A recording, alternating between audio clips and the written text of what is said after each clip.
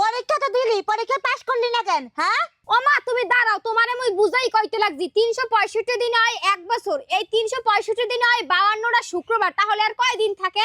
313 দিন। ও আচ্ছা 313 দিন। এই 313 দিনের ভিতরে শীতকাল, গ্রীষ্মকাল, বর্ষাকাল এই যত কাল আছে এই কাল মিলিয়ে বন্ধ থাকে আরো 50 দিন, তাহলে আর কয় দিন থাকে? 263 দিন। ও আচ্ছা ঠিক আছে বুঝলাম।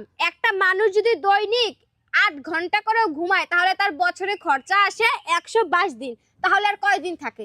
140 দিন। ও আচ্ছা বুঝলাম। এই 140 দিনের ভিতরে একটা মানুষ যদি দৈনিক 1 ঘন্টা করে খেলাধুলা করে তাহলে চলে যায় আরো 15 দিন, তাহলে আর কয় দিন থাকে? 126 দিন। ধরো এই 126 দিনের ভিতরে প্রত্যেক দিন খাওয়া দাওয়া, স্নান করা এইসব মিলিয়ে যদি আমি 2 ঘন্টাও ধরি তাহলে বছরে চলে যায় 30 দিন, তাহলে আর কয় দিন থাকে? কেন 96 দিন?